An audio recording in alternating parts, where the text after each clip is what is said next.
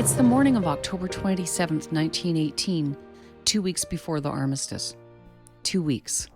The war is, for all practical purposes, already over. The Germans are in retreat, the 100 Days is grinding toward its conclusion, and a Manitoba farm boy named Billy Barker is about 3 hours from being done with the whole thing. He's 23 years old. He's the most decorated Canadian serviceman of the entire war. He has a Sopwith Snipe, a brand new fighter, the absolute cutting edge of British aviation in 1918, serial number E8102, and he's flying it alone at 21,000 feet over the Forêt de Mormal.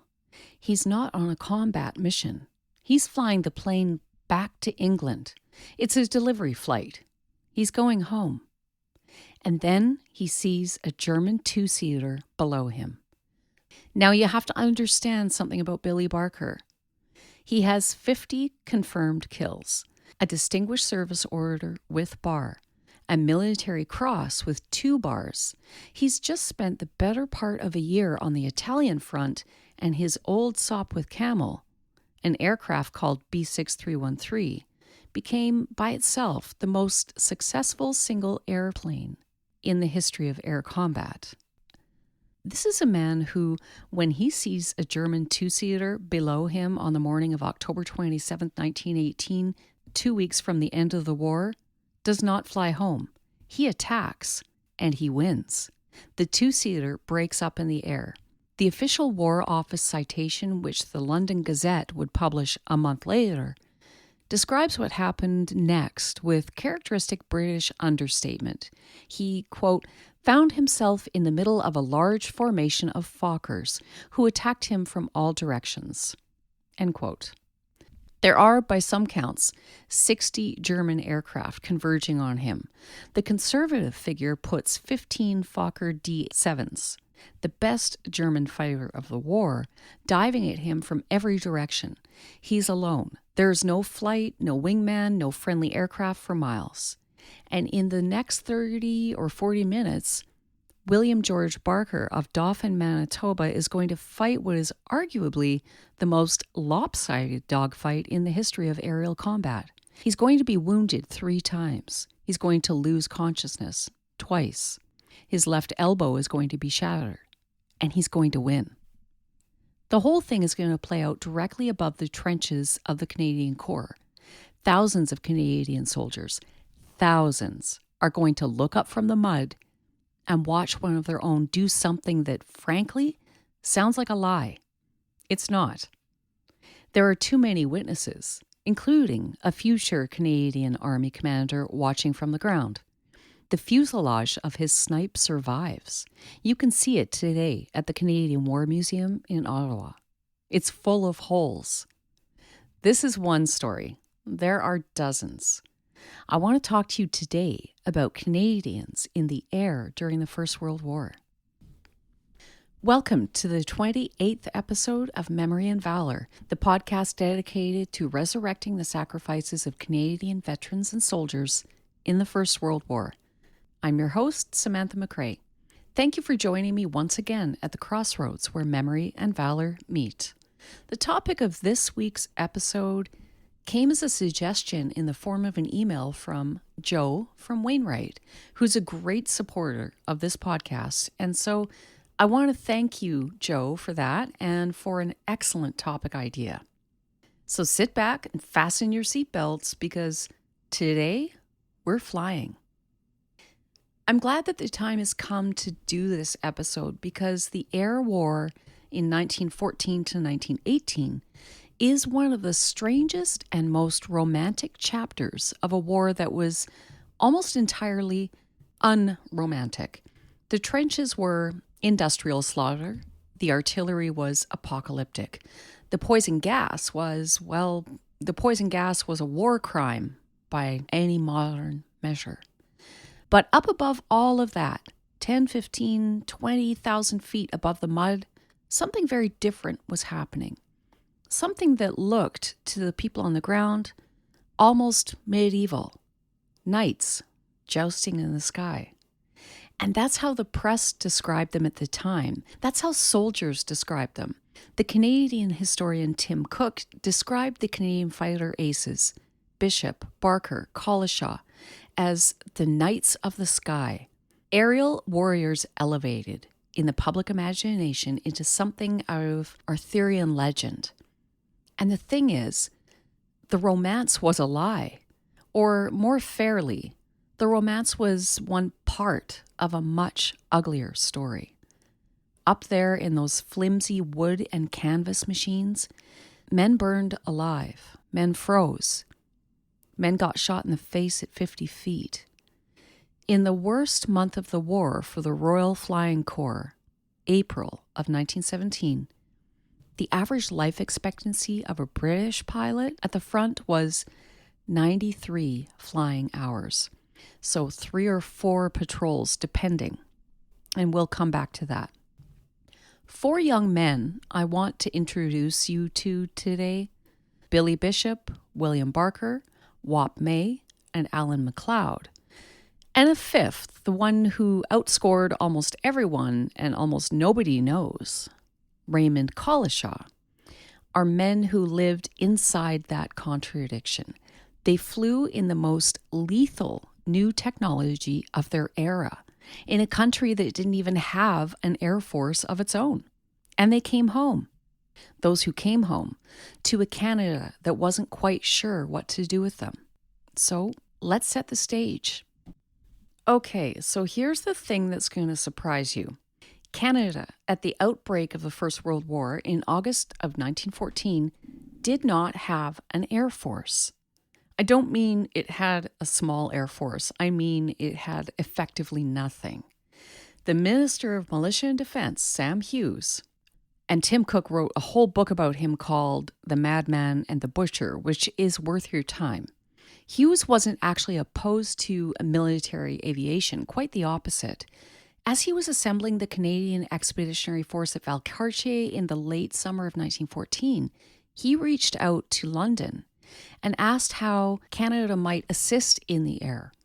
London replied immediately with a request: send us 6 experienced pilots. Hughes couldn't fill the order. There weren't 6 experienced pilots in the entire country. So Hughes did the next best thing.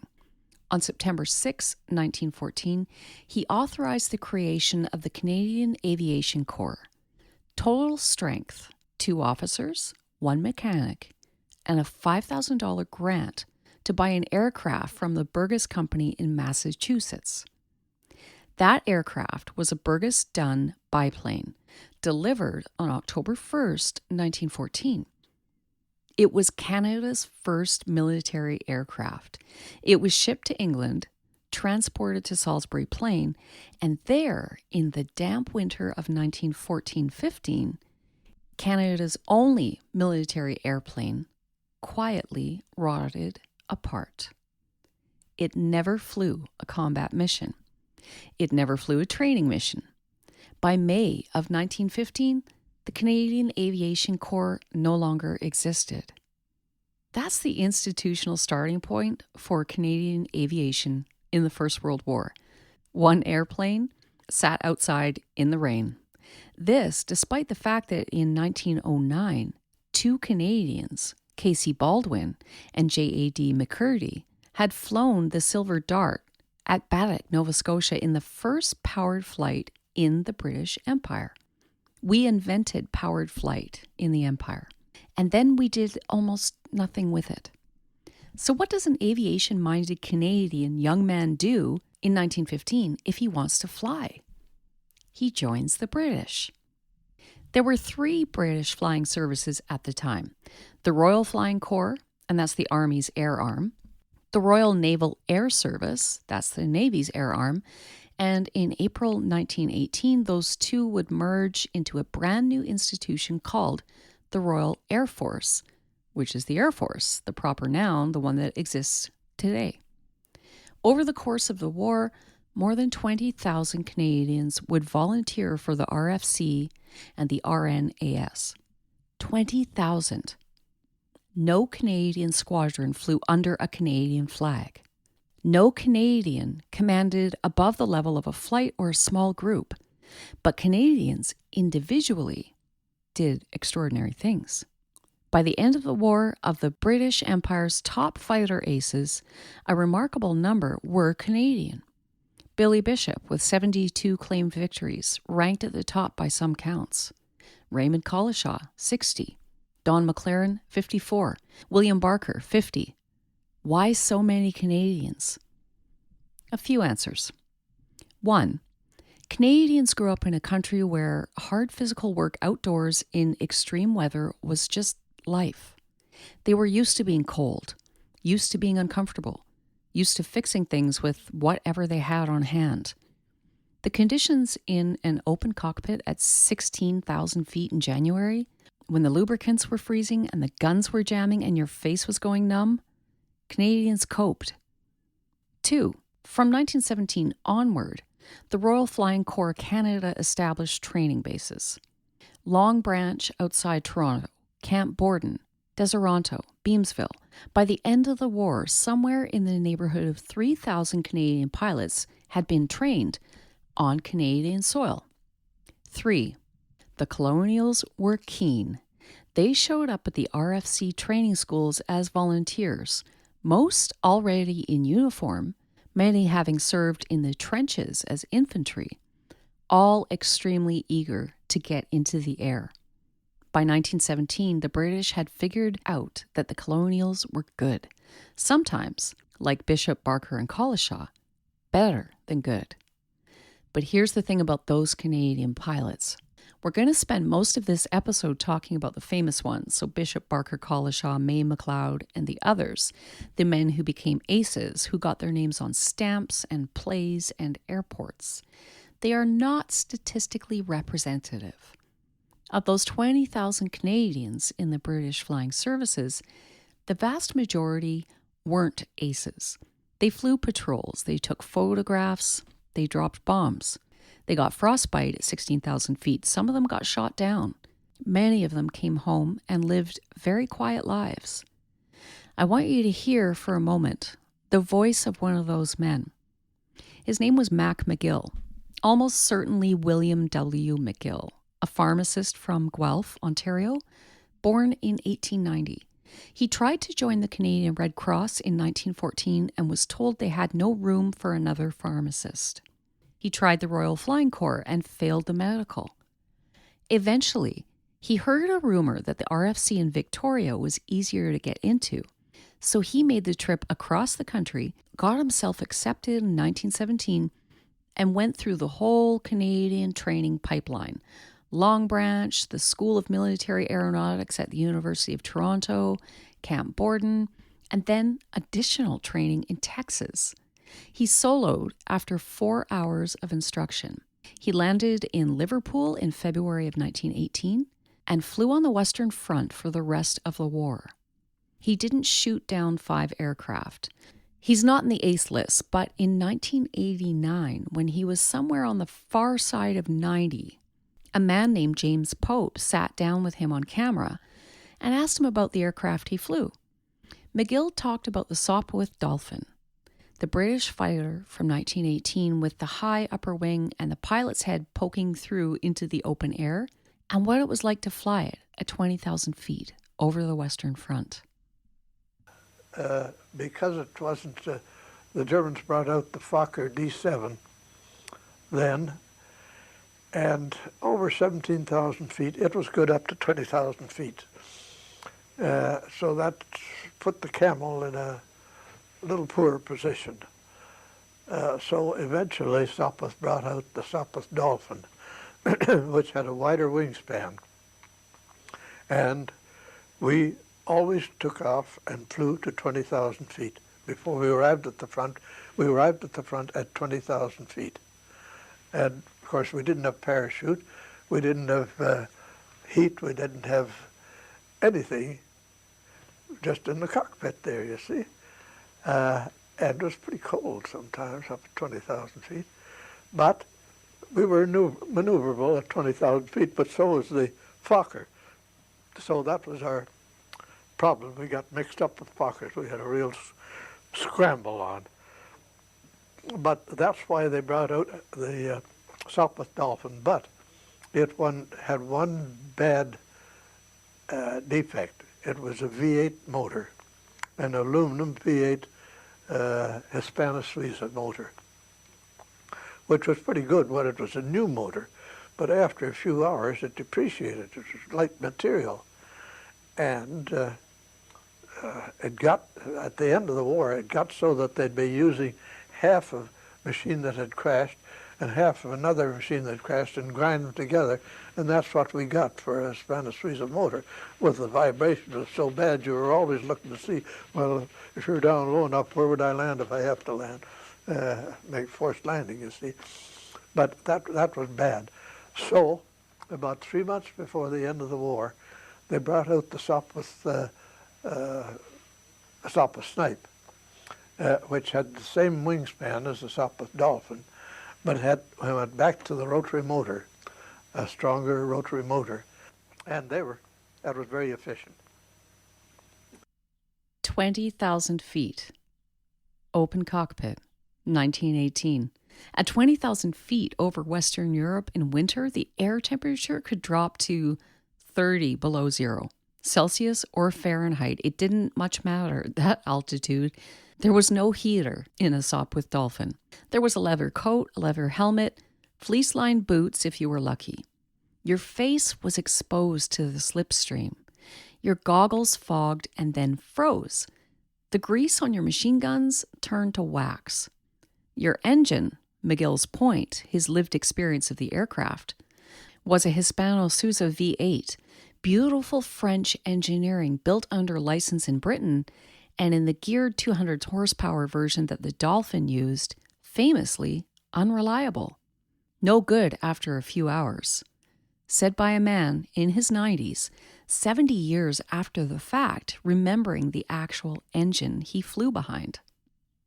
There is no romance in that sentence. It's the voice of working aviation, not legend.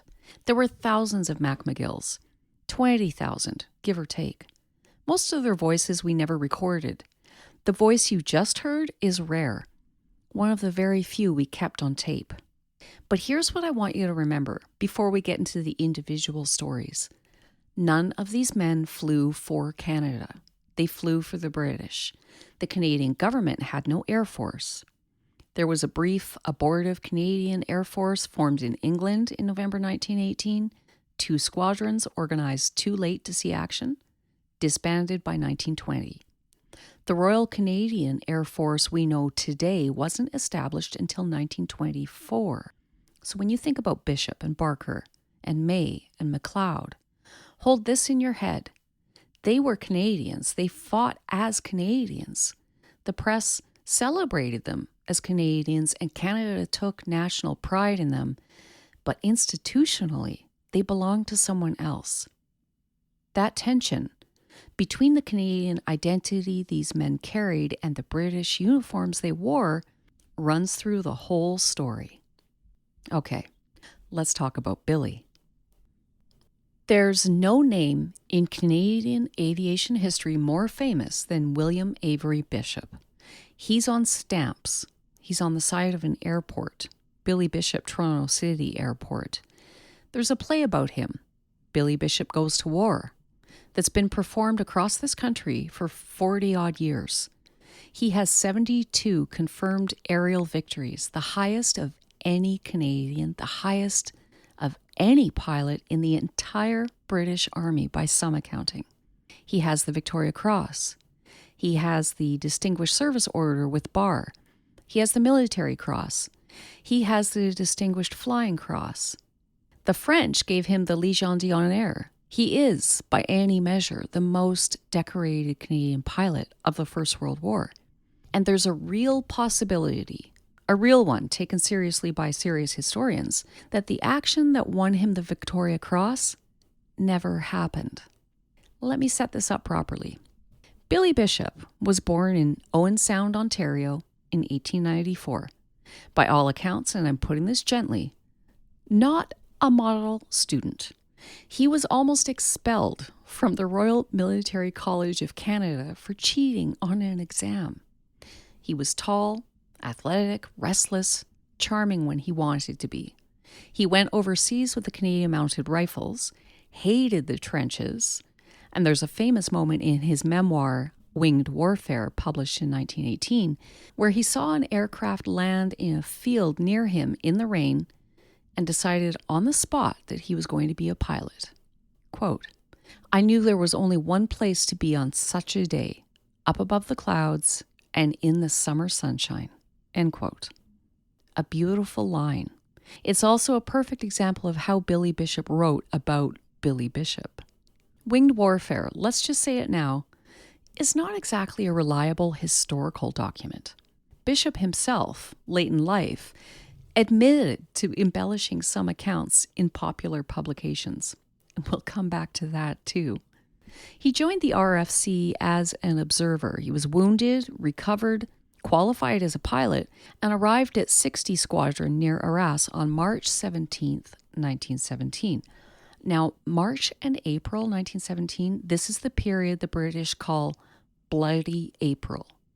The Germans, with their new Albatros D3 fighters and pilots like Manfred von Richthofen, the Red Baron, were absolutely butchering the RFC. In April 1917 alone, the British lost at least 245 aircraft and 211 aircrew killed or missing. The German air services lost 66. The casualty rate, by one historian's measure, was nearly 4 times that of the Germans. The average life expectancy of a British pilot at the front that month, again, by one credible measure, was 93 flying hours. 93 hours. That's 3 or 4 patrols depending. That's not a fight. That's a slaughter. Bishop arrived in the middle of that slaughter. His first patrol was a mess. He nearly got shot down by anti-aircraft fire, got lost, came home rattled. 3 days later, he crash-landed in front of a general and was ordered back to flight school. The squadron commander pulled strings to keep him there until a replacement arrived. The next day, March 25th, 1917, Bishop got his first kill, an Albatros D3 near St. Leger, and then he just didn't stop. By the end of May, he had 22 confirmed victories, but in his letters home to Margaret, his fiancée, there are flashes of what was actually going on behind the press releases. Quieter, darker. He wrote about the death of a fellow pilot named Lloyd, and we have this letter in his own handwriting kept by the family, quoted in the Globe and Mail. Quote, "Sometimes all this awful fighting in the air makes you wonder if you have a right to call yourself human." End quote. Hold that thought in your head, that line, because then comes June 2nd, 1917, and this is the moment we have to be careful with. According to Bishop's own combat report, and this is the only primary source we have for what happened, Bishop took off alone before dawn.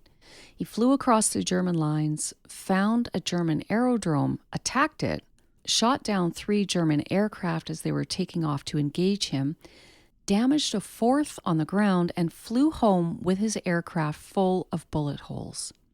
For this feat, he was awarded the Victoria Cross.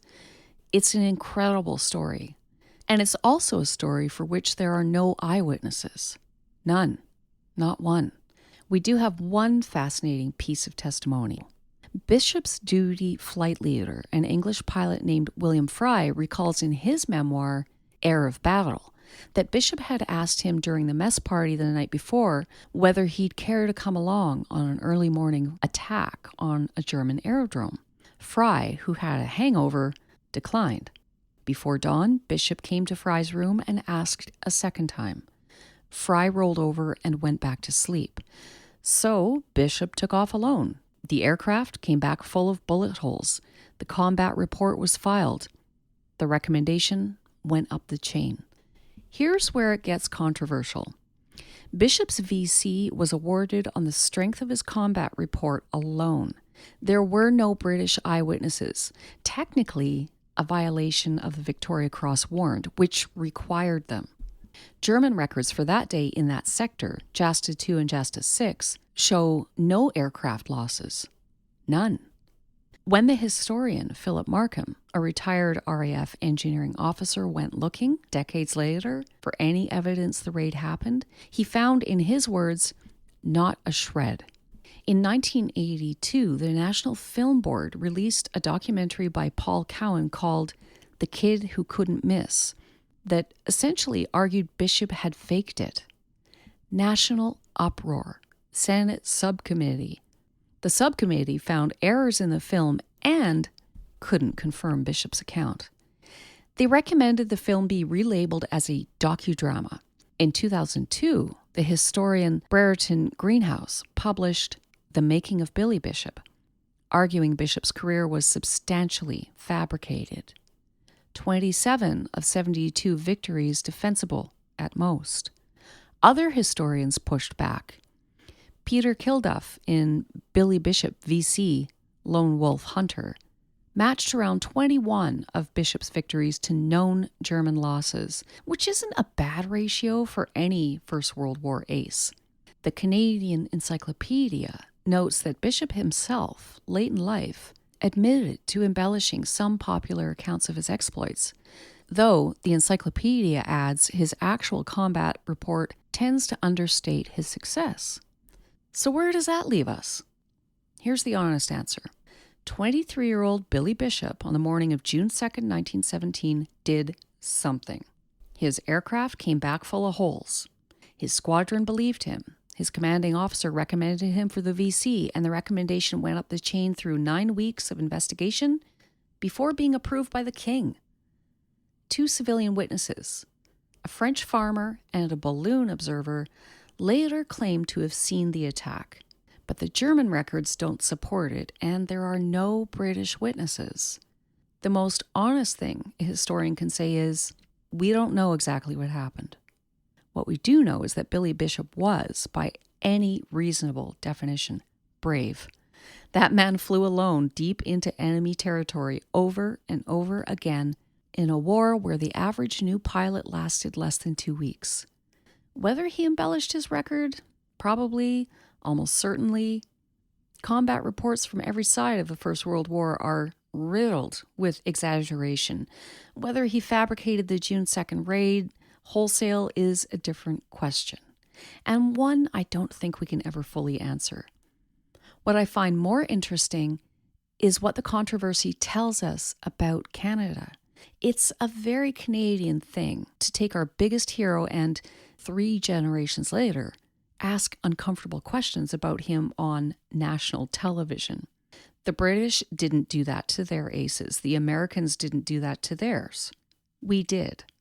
There's something in that skepticism, some refusal of the easy mythology that I think is honestly part of who we are as a country.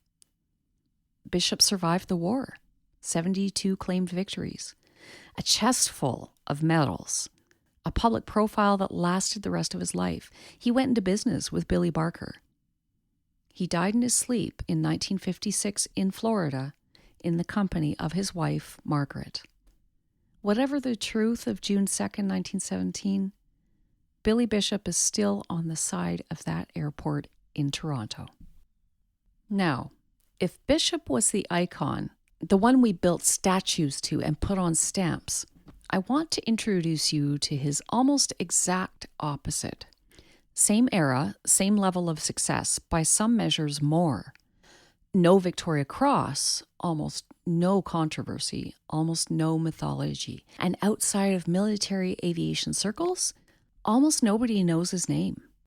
Raymond Collishaw from Nanaimo, British Columbia, 60 confirmed victories, the highest scoring pilot of the entire Royal Naval Air Service, the second highest scoring Canadian of the war. Before I get into him, let's hang on a second.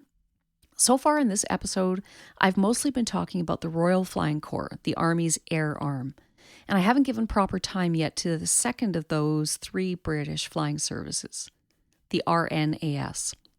So the RNAS originally existed to defend the coast and bomb things at sea from the air. By 1917, it had grown into something bigger, long-range strategic bombing, fighter squadrons supporting the Western Front, Air Defense of Britain, anti-submarine patrols. It tended to attract a slightly different sort of pilot, more independent, more willing to fly weird new machines like the Sopwith triplane. Collishaw fit the mold perfectly.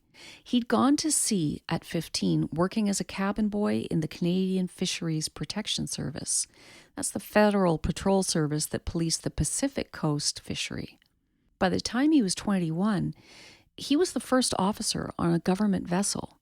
He was a sailor. He knew engines. And when the war came, he tried first to join the Royal Canadian Navy, which fascinatingly didn't want him.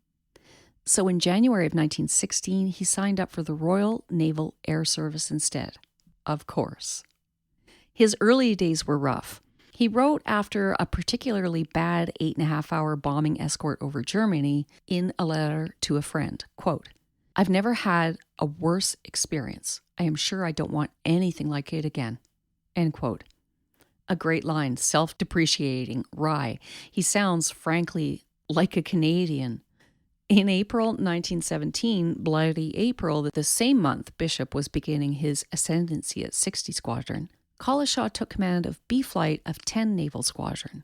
And here's where we get to the story that, for my money, is one of the most cinematic single chapters of the entire war. The Black Flight.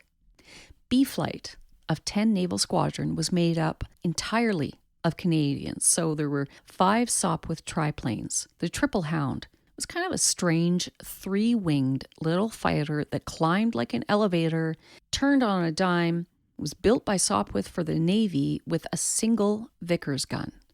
The pilots painted the cowlings and tail fins black, and each aircraft was given a name. Collishaw's was Black Maria.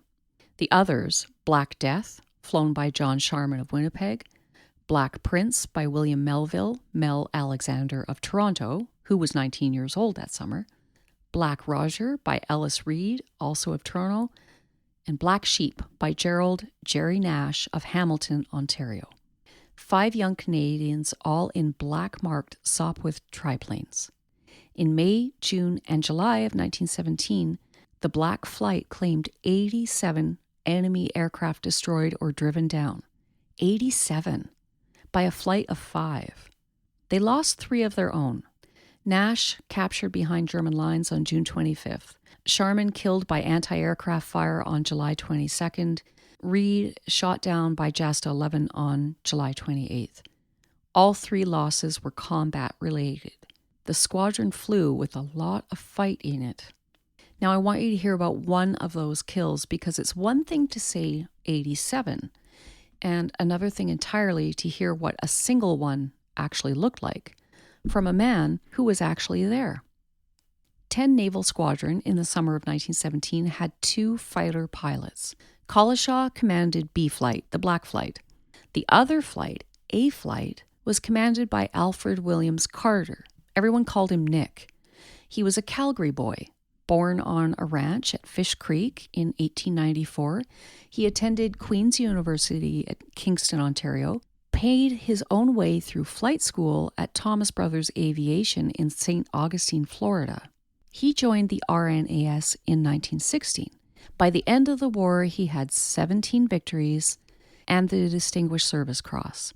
And unusually for these men, he lived.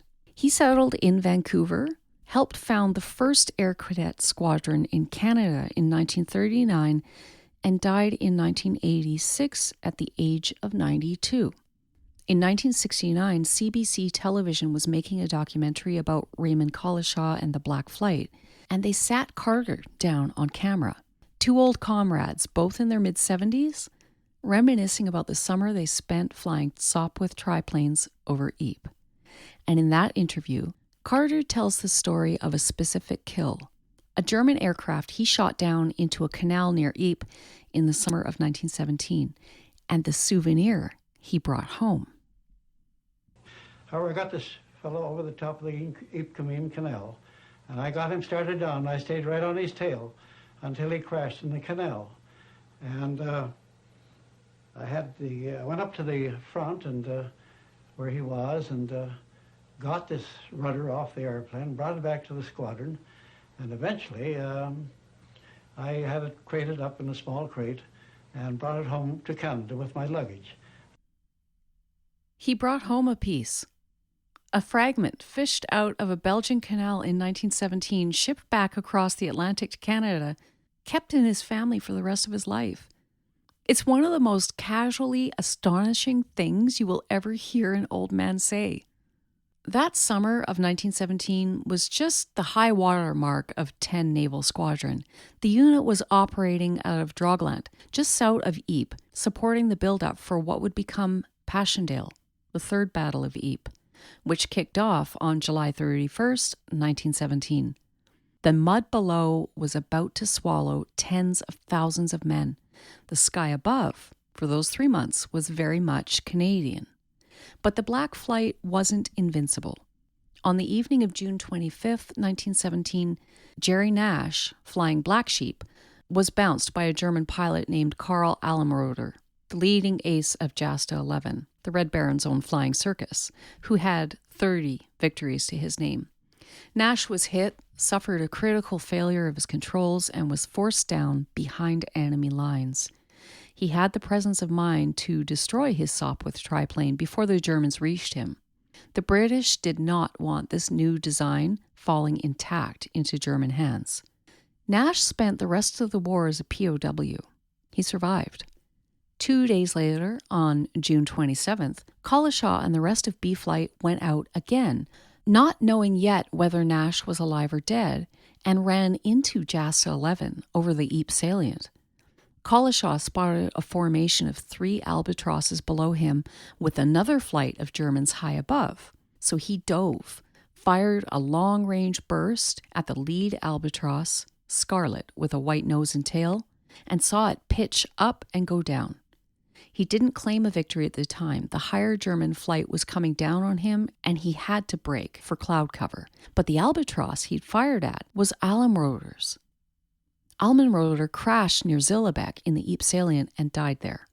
German records can't agree on whether Collishaw's burst killed him, whether anti-aircraft fire brought him down, or whether something else happened. The cause of death is genuinely contested, and Collishaw himself only learned after the war that the albatross he'd fired at was Almroder's. Whatever the cause, the German ace who had captured one of Collishaw's pilots was dead within 48 hours of the act. The air war was, among other things, a deeply personal business. And then, on July 6, 1917, about 10 days after Almroder's death, the Black Flight had its biggest single day. They engaged a formation that B Flight's records describe as roughly 25 German fighters, 5 Sopwith triplanes against 25 albatrosses. Collishaw, hunting from his usual high perch, came down through that formation and claimed 6 Albatross D5s, becoming the first Commonwealth pilot to claim 6 in a day. But every Black Flight pilot scored on July 6th. And one of those pilots, the youngest of the 5, 19 years old, was Mel Alexander in Black Prince. We have his voice. It's the same 1969 CBC documentary. Mel Alexander, then aged 71, sitting on camera, holding up a large period photograph from the dogfight. A photograph showing his triplane and the German aircraft he killed. The pilot visibly slumped forward in the cockpit. Half a century later, still in his hands. Well, this is just after I had attacked this Albatross Scout. What had happened here was this took place on July the 6th, 1917. We got into an awful mess with about 25 Huns, and I came over from the left, and I've just passed over, and I opened fire at about, somewhere maybe 125 feet, and I could see my tracers going right into him, and I saw the pilot fall forward, but we were at about 12,000 feet, and you don't stand around waiting to see what happens to him. You just either know you hit him or not. You don't stand around after that to see what happens. I think about that line a lot. It's not callousness, it's discipline. The discipline of a young man trained to do a job who knows that if he stayed around to watch the consequences, he'd be the next one shot. He was 19 when it happened, 71 when he says it on camera. He says it the way men of that generation said terrible things, calmly, without dramatization, with the level professionalism of someone who long ago made peace with what he had to do. 125 feet, by the way, is roughly 38 meters, point blank in any era of air combat. You could see the man you were shooting. Alexander survived. He survived everything. The Black Flight, the conversion to SOP with camels in August 1917, another 10 victories by January and May 1918, 465 hours of combat flying, a Distinguished Service Cross. He returned to Toronto. He lived until October 4th, 1988, age 90. After Collishaw's death in 1976, he was the last living member of the original Black Flight, the last voice of one of the most cinematic units of the entire First World War. Collishaw himself shot down 34 of his eventual 60 victories while flying Black Maria in those 3 months, making him the highest scoring Sopwith triplane pilot of the war. His final total at war's end, 60 official victories. Some sources put the unofficial total as high as 81. He was the highest scoring pilot of the entire Royal Naval Air Service, third highest in the British Empire.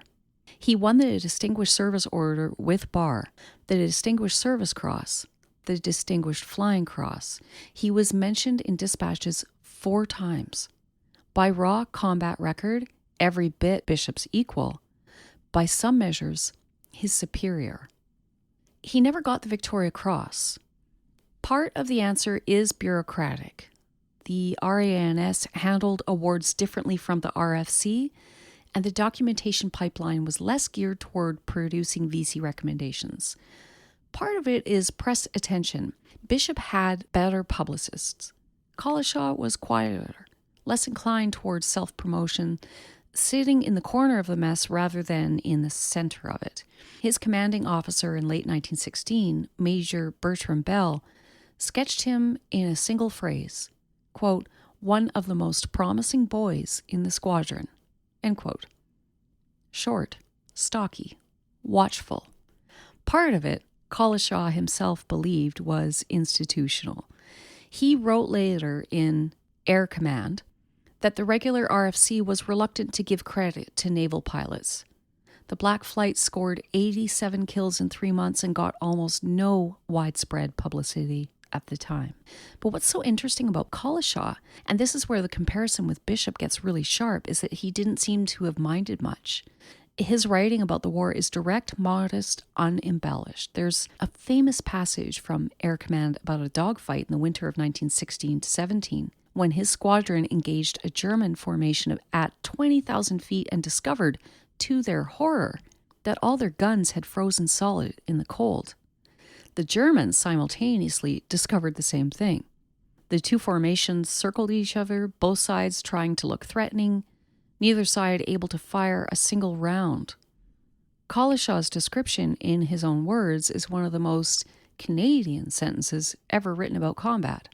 Quote, "It was surely one of the fiercest and most harmless aerial combats of the war," end quote. I love that sentence. It tells you everything about him. And here's Collishaw. Most terrible things could happen to a fighter pilot was to get locked in a deadly embrace in what was known as a waltz, where you went round and round and round, continuously, endless turns, each opponent trying to get on the tail of the other fellow. And of course the other fellow, very anxious to see he didn't do that. If your aircraft was getting onto the tail of the other fellow, you could see what you were doing with your nose of your aircraft by watching the other fellow's face. His face showed that his time had come. Raymond Collishaw retired in 1943 as an Air Vice Marshal. He went back to Canada. He died in West Vancouver in 1976, age 82. By every measure of career, he had the most successful arc of any Canadian airman of the First World War. And outside the world of military aviation, almost nobody knows who he was. Bishop is the legend. Collishaw is the record. The legend and the record don't have to match, and in this case, they don't. Now, here's a fact that I think is genuinely incredible and that nobody outside of military history circles knows. The most dedicated Canadian serviceman of the First World War, of the entire war on land, sea, or air, was a farm kid from Dauphin, Manitoba, named William George Barker. So not Curry, not Bishop, Barker. 12 gallantry awards, Victoria Cross, Distinguished Service Order with bar, Military Cross with 2 bars, Croix de Guerre, the Italian Silver Medal of Military Valor, twice. He's Canada's most decorated, period. And he's largely forgotten outside the niche of First World War aviation enthusiasts. And there's a reason for that, and we'll get to it. But first, the story. Barker was born in November 1894 on a farm in the Parkland region of Manitoba. He grew up shooting partridges, rabbits, gophers, whatever showed up. By the time he was a teenager, he was an exceptional rifle shot. Hold that fact in your head, because it's going to matter later on.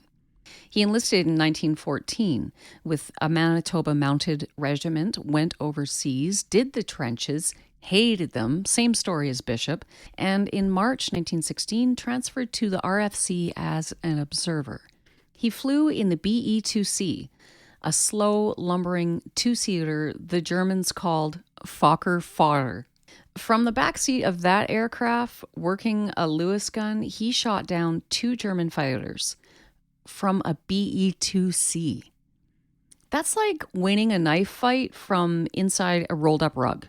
He won the Military Cross for it. By late 1916, he was training as a pilot. He soloed after 55 minutes of dual instruction. 55 minutes. The instructor said, "Go up." So he went up. He came back down. They gave him a fighter.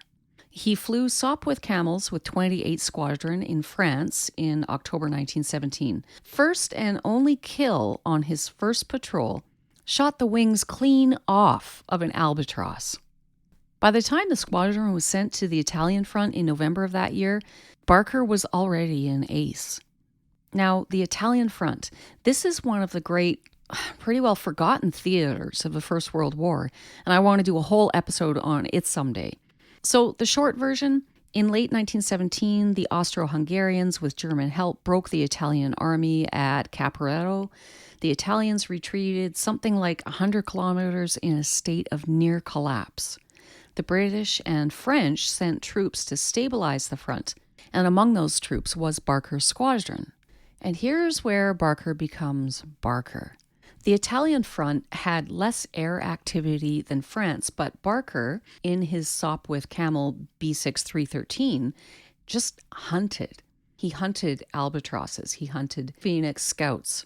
He hunted observation balloons, horrendous targets tethered to the ground, surrounded by anti-aircraft batteries, full of hydrogen that went up like a match if you got a tracer round into it. Barker shot down 9 of them. He became, by any reasonable measure, the top-scoring Allied ace on the Italian front. 46 victories by the end of October 1918. The exact number is debated, the way all First World War ace tallies are, but the point is, Barker, in a single airframe, B6-313, racked up the highest victory total of any single Sopwith Camel in history. That airframe alone destroyed more enemy aircraft than most American or French aces did in their entire careers. The fuselage of B6-313 is on display today at the Canadian War Museum. By October 1918, Barker is back in England as an instructor. The war is winding down. He's been told repeatedly that he's too valuable to risk in further combat, and he is not having it.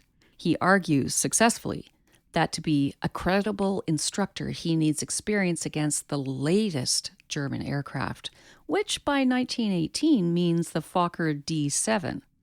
The D7 is the best fighter the Germans built in the war.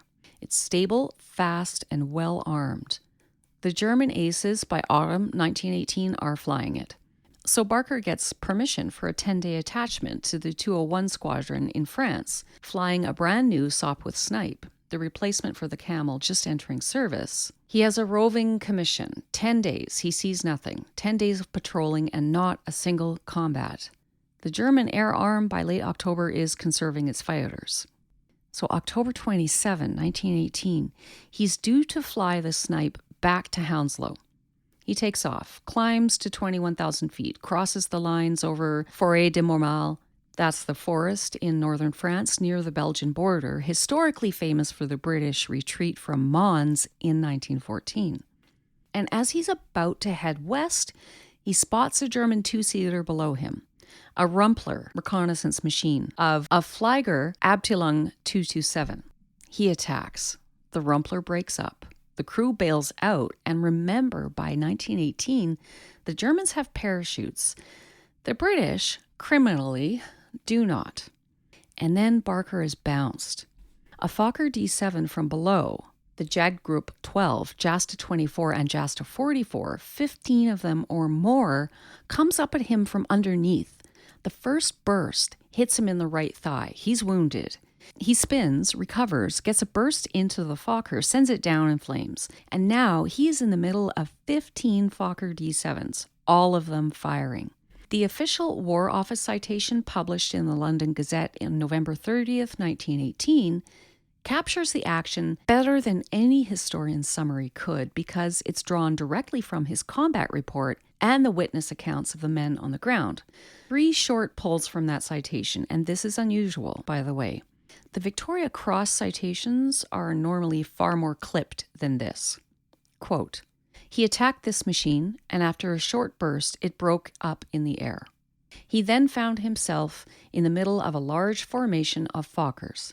He lost consciousness after this, and his machine fell out of control. On recovery, he found himself being again attacked heavily." End quote. So he was wounded 3 times. His left elbow was shattered. He passed out twice. Each time he came to, he kept fighting. By the end of it, he had shot down or driven down something like 4 more aircraft. Accounts vary. German records confirm at least 2 German pilot casualties from that fight. A Lieutenant Hinkie of Jasta 44 wounded, and another, whose name I can't pronounce, of Jasta 24 killed. The whole thing happened directly above the Canadian Corps lines, so thousands of soldiers watched it. Among them was a Canadian artillery officer named Andrew McNaughton, who, as it happens, would go on to command the Canadian Army in the Second World War. McNaughton, watching it from the ground, recommended Barker for the VC. Barker, bleeding heavily, somehow brought the shattered Snipe down inside Allied lines. An RAF kite balloon section got to him first, dragged him out, got him to a field dressing station. He hung between life and death in a hospital in Rouen for months. He survived. He received the Victoria Cross from King George V at Buckingham Palace on March 1st, 1919. He could only walk a few paces to receive it. He came home. He went into business with Billy Bishop, Bishop Barker Airplanes, a Toronto Muskoka air service. The company didn't last.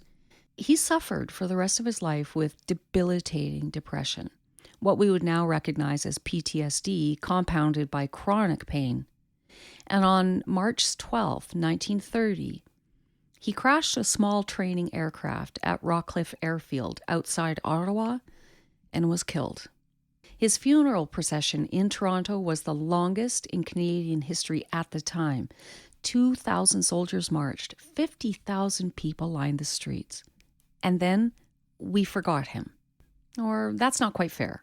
We didn't forget him, but Bishop became the icon, and Barker, who outdid Bishop in almost every measurable way, more decorations, more confirmed victories on the Italian front than Bishop had on the Western front, an unimpeachable VC action witnessed by thousands, Barker faded into the shadow. The fuselage of E-8-102, that Snipe, is at the Canadian War Museum in Ottawa. Go see it. Look at the holes. Okay, here's the one I've been waiting for. I want to lighten things up a little because the next story is, well, it's not light exactly, but it has the quality of holy crap that actually happened that I find genuinely delightful, even after the third or fourth time I've read it. And I especially like this one because it's local, like Edmonton local. Here we go. Wilfred Reed May. From Carberry, Manitoba originally, but raised in Edmonton, Alberta, right here. Everyone calls him Wop. And the nickname, I want to just qualify, has nothing to do with the slur. Although in 1918, it absolutely was a slur, and I want to flag that. The nickname comes from his 2-year-old cousin, Mary Lumsden, who couldn't pronounce Wilfred and called him Woppy. It stuck. He was Wop May for the rest of his life. April 9th, 1918. May is 22, just barely. His birthday was March 20th. He's been transferred to 209 Squadron of the brand new Royal Air Force. The RAF was created on April 1st by amalgamating the RFC and the RNAS. The squadron is at Bertingley in northern France, and the commanding officer of A Flight is, by an extraordinary coincidence, a guy named Roy Brown. Roy Brown is from Carleton Place, Ontario. Wop May is from Edmonton, Alberta. They went to the same high school, Victoria High, in Edmonton. Another cool thing, 2 of my children also attended Victoria High. It's now called Victoria School of the Arts. Anyway, the 2 of them, without coordinating, ended up in the same fighter squadron in the same flight in France. They'd been friends as teenagers, and now they're flying Sopwith Camels together. May arrives green as grass. We have his pilot's logbook. These are his own words, dated April 11, 1918, his second day. Quote, looking over ground and getting used to machine. End quote. That's the whole entry. He's 22, flying a Sopwith Camel, a famously squirrely aircraft. A third of all Camel pilots died in training, not combat. And his journal entry for the day is looking over ground and getting used to machine. 3 days later, quote, target practice, end quote. 6 days after that, quote, first time over the line, flight got into scrap with triplane, archied slightly, end quote. Archied is RFC slang for being hit by anti-aircraft fire. The word came from a popular British music hall song. So Brown takes May aside and gives him the standard rookie speech. Stay out of dogfights. Watch what's happening. If we get into a scrap, you stay above the fight. Don't engage. Just observe. April 21st, 1918. Sunday morning. It's misty. Strong easterly wind, about 50 kilometers an hour. 209 Squadron takes off at 10 a.m. on a routine patrol over the Somme Valley. They climb, they cross the lines, and they encounter the Flying Circus. The Flying Circus is the German air group commanded by Manfred von Richthofen, the Red Baron. 80 confirmed kills, the most successful fighter pilot of the entire war on any side. He flies a Fokker DR-1 triplane painted bright red, hence the name. He has, by April 1918, become not just an ace but a symbol. The German press has built him into a legend. The Allied press has built him into a boogeyman. And on this morning, both Wop May and the Red Baron's young cousin, Wolfram von Richthofen, yes, that's correct, the Red Baron's actual cousin, also flying that day, also brand new, both of them have been told the same thing. Stay out of the fight. Watch and learn. Stay out of the fight. Naturally, Wop May does not stay out of the fight. We have his account of what happened next in his own words, given as a speech to the 12th Calgary Scout Troop on February 19th, 1952, 34 years after the fact, but he tells the same story he's been telling all his life. Quote, there was a machine in sight, so I was circling on top. Very pretty machine. The German machines were very decorative in those days. End quote. That's the Red Baron's cousin, Wolfram, circling above the dogfight, just like May, doing exactly what May was doing, also under orders to stay out of it.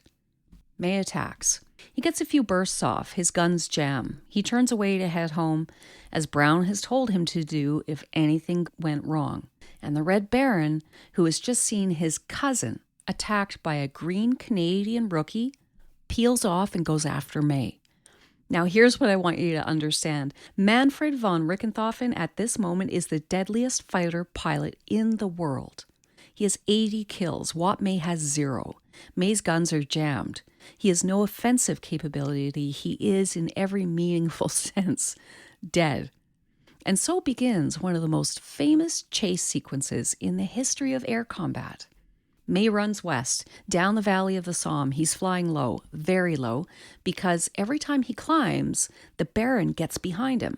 The Red Baron is so close that at one point, an Australian observer on a rooftop in the village of Vaux-sur-Somme watches them fly down the main street, 2 airplanes, one chasing the other, below the level of the buildings.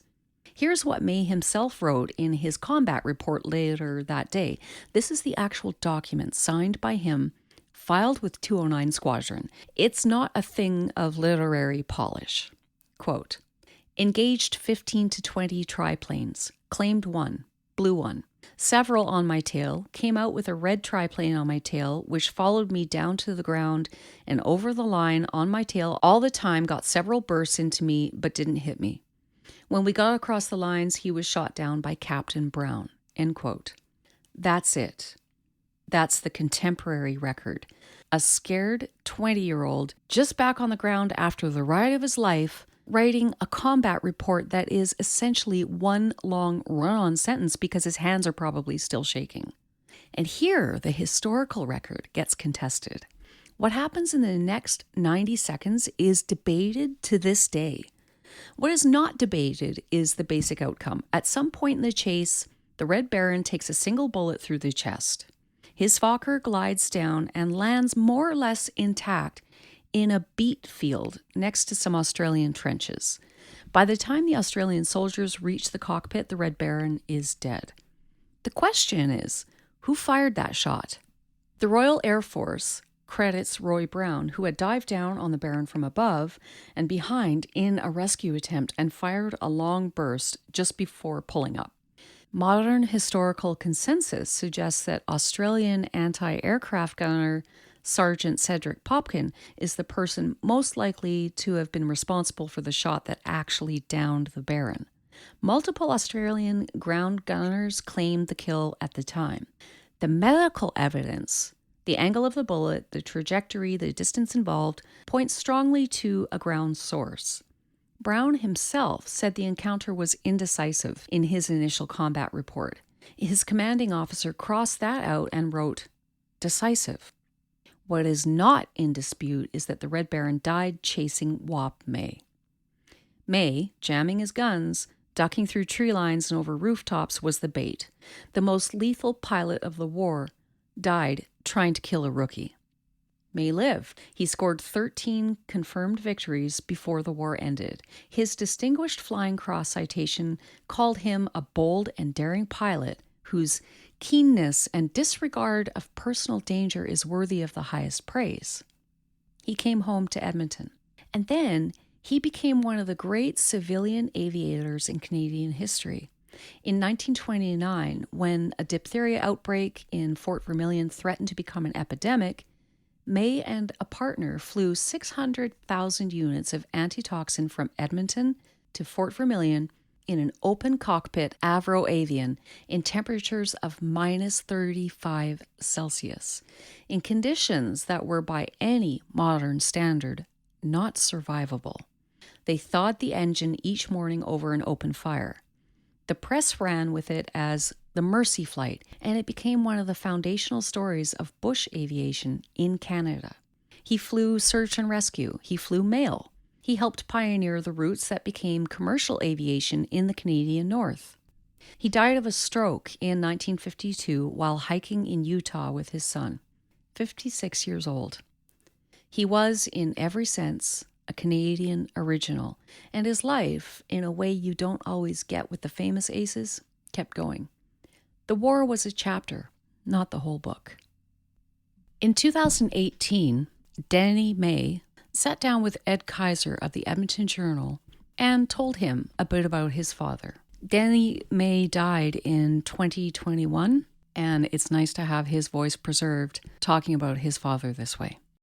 My dad, Wop May, was a pilot. He had learned to fly a few weeks before, had 33 hours in his logbook, and April 21st was going to be his first flight in combat. And his squadron, the 209 Squadron, took off. He'd been instructed by his flight commander, Roy Brown, not to get involved in any fighting. If we saw anything, just stay up on top, watch what was going on, and don't engage any other aircraft. They took off, flying along, and all of a sudden they met another group of flyers from the Luftwaffe, the German Air Force, and the dogfight ensued. My dad was doing what he was told. He stayed up on top, did not do anything foolish until a bright blue Fokker triplane flew below him, and he thought, well, I can get that one. So he dove on it, took a shot, missed it, and followed it down into the middle of the dogfight. And all of a sudden he found himself fully engrossed in a dogfight. He told me that aircraft were flying very, very close to him.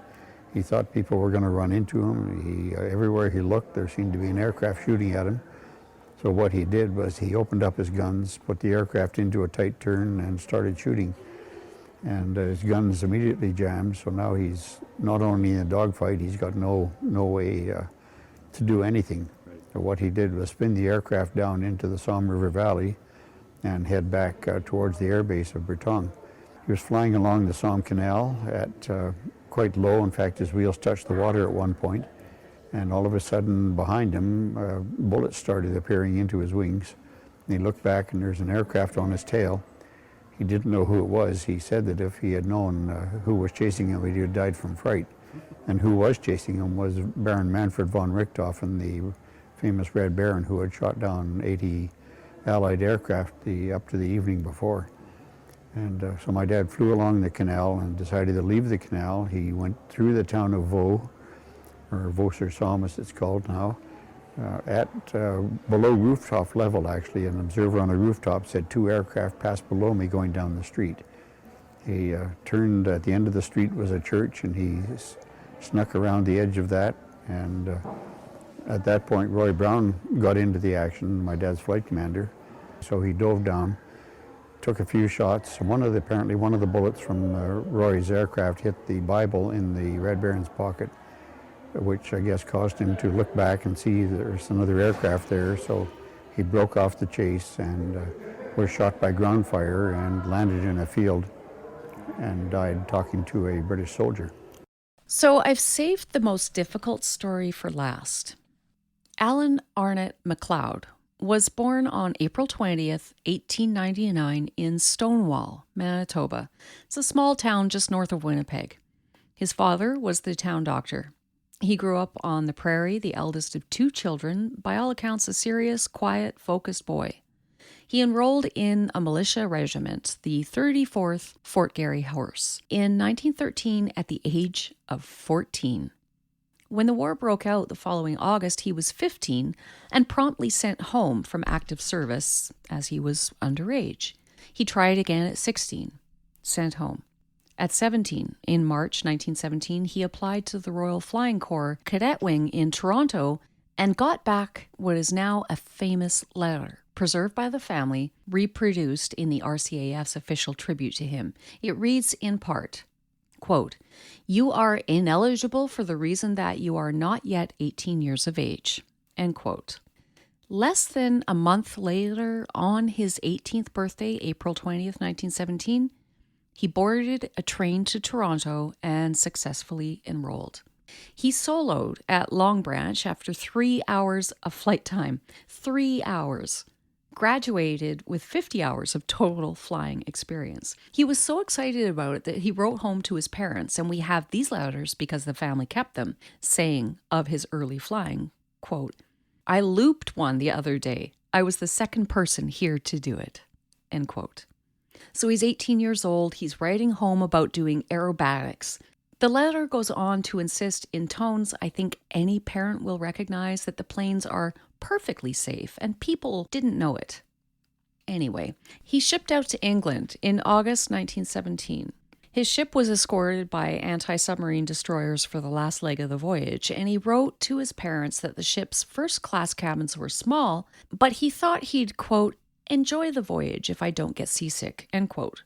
He was, in the unmistakable cadence of these letters, very young. He was posted to 82 Squadron, then 51 Squadron, on home defense, flying night patrols against German Zeppelins and Gotha bombers over London. He kept getting moved around because the rules said pilots had to be 19 to serve in combat in France. Eventually, in late 1917, the rules bent. There was a desperate shortage of pilots after the casualties of Bloody April and Passchendaele, and McLeod was sent to 2 Squadron in France.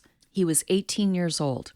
He flew an Armstrong Whitworth FK-8, a 2-seater bomber nicknamed Big Ack, lumbering, slow, vulnerable.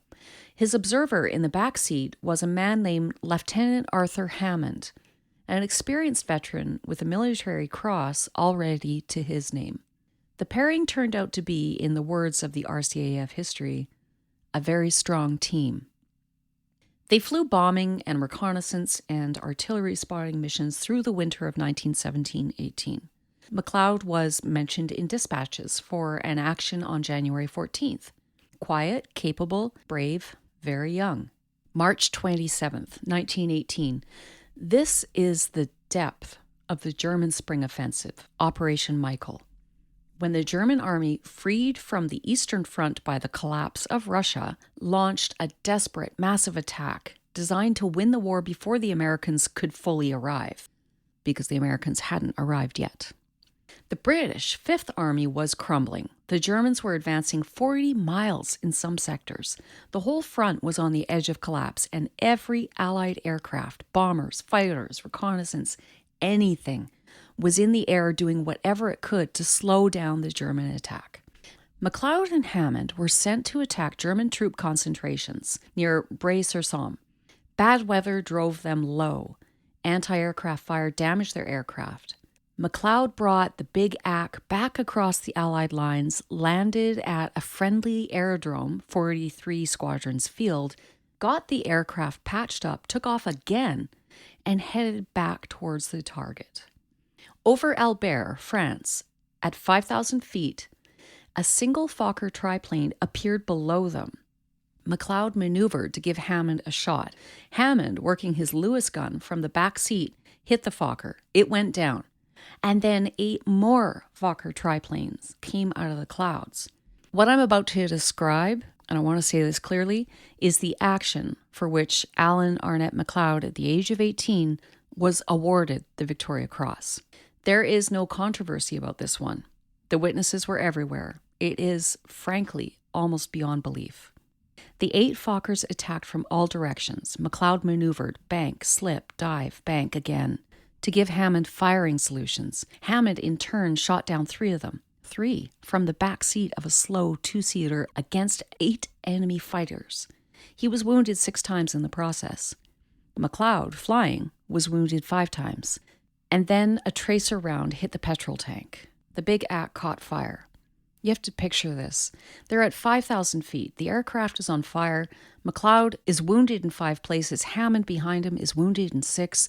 The flames are coming forward, eating through the fabric of the fuselage, heading for both of them. And there are still German fighters all around them, firing. What McLeod does next is described in the Victoria Cross citation, published in the London Gazette on May 1st, 1918. I'll give you the key passage in his words and the citation's words, because the prose of that document, like the Barker citation, is unusually detailed. Quote, "He then climbed out onto the left bottom plane, controlling his machine from the side of the fuselage." End quote. Quote, "By side-slipping steeply, he kept the flames to one side, thus enabling the observer to continue firing until the ground was reached." End quote. He climbed out of the cockpit while the plane was on fire. He stood on the lower wing of a burning aircraft at 5,000 feet. He held the joystick out to the side with his right hand. He punched a hole in the fabric of the fuselage and reached his left hand through to grab the rudder cables. And then he flew the burning aircraft from the wing in side slip That's a maneuver where you cross your controls so the aircraft slides sideways through the air to keep the flames blowing away from Hammond, who was still in the back, still firing his Lewis gun, still hitting German Fokkers. When they finally hit the ground in no man's land, McLeod, 5 bullet wounds in him, pulled Hammond out of the wreckage and carried him to a shell crater while German machine gunners fired at them from 100 yards away. He was hit a 6th time in the back while he was carrying his observer to safety. They were rescued, both of them. Hammond lost a leg but survived. He received a bar to his military cross. McLeod was sent to England to recover. He met his father at the hospital. He went to Buckingham Palace on September 4th, 1918, and received the Victoria Cross from King George V. He came home to Stonewall, Manitoba on September 30th, 1918, to a hero's welcome at the Winnipeg train station. He was 19 years old. He was the youngest of 3 Canadian airmen to receive the VC in the First World War.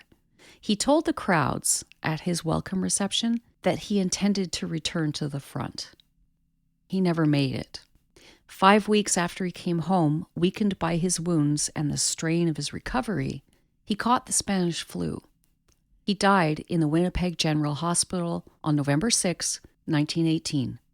The armistice came 5 days later.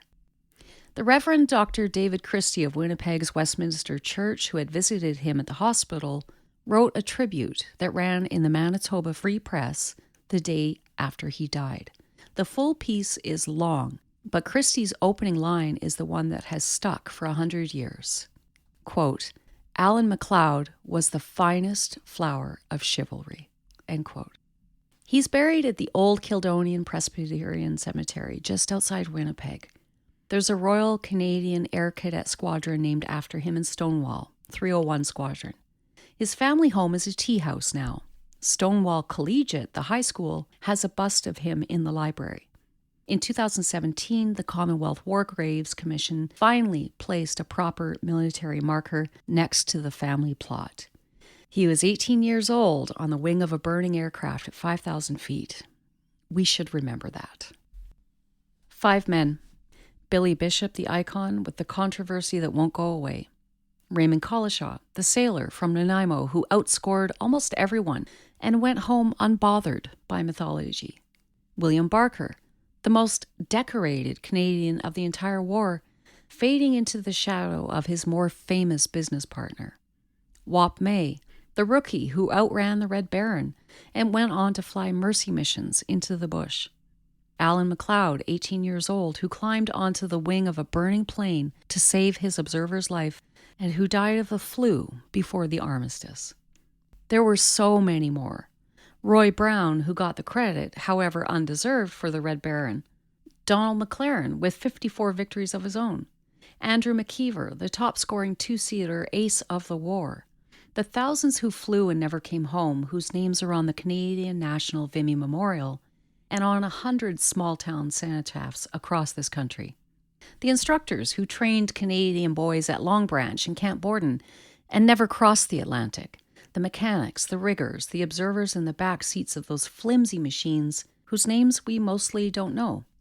What I keep coming back to when I think about Canadians in the air war is the strangeness of it.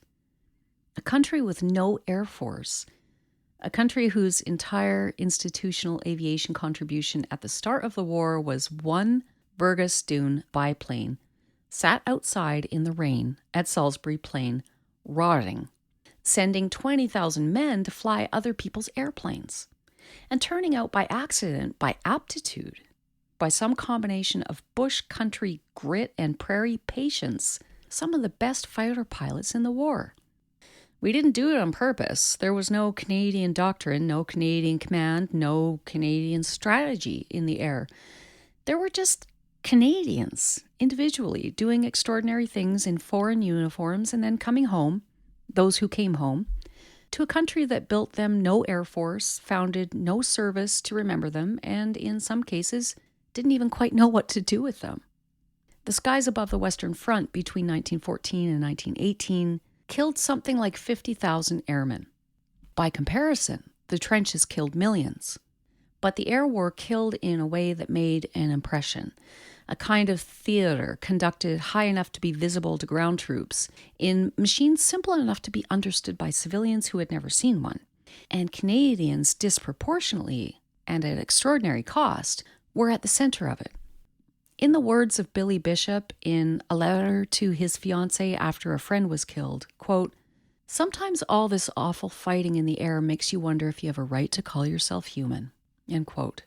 In the words of Raymond Collishaw, recalling the dogfight where every gun on both sides was frozen solid, quote, "Surely one of the fiercest and most harmless aerial combats of the war," end quote. In the words of Reverend Christie of Winnipeg, looking down at a 19-year-old corpse in a hospital bed, quote, "The finest flower of chivalry," end quote.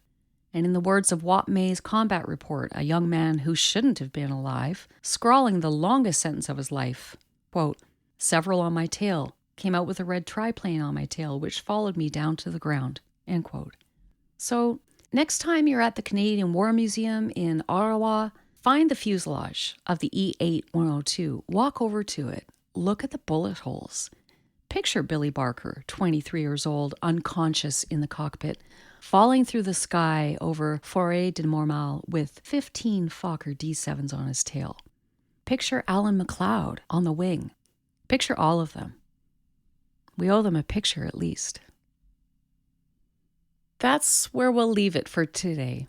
Thank you, genuinely, for spending this time with me. These episodes take a while to put together, and the fact that you'll sit with me for over an hour for a story about 5 Canadian airmen most people have never heard of means more to me than I can easily say. So thank you for being here. About how this episode got made and all the other previous episodes, the backbone of my research came from people who've done the real work. People like Tim Cook and G.W.L. Nicholson and S.F. Wise, biographers, the list goes on. But the part of this episode I'll remember most is the voices. You heard Mac McGill, you heard Nick Carter and Mel Alexander and Raymond Collishaw. We don't have many of these voices, and the ones that we have that we can listen to are a gift. If you've got a grandparent or a great aunt or a neighbor who carries a story like that, go ask them. Record it. You'll be glad you did. And so will everybody who comes after you. Thanks again for joining me here on Memory and Valor. I hope that you enjoyed this. I'm Samantha McRae. And remember, keep history alive, because where memory endures, valor lives on.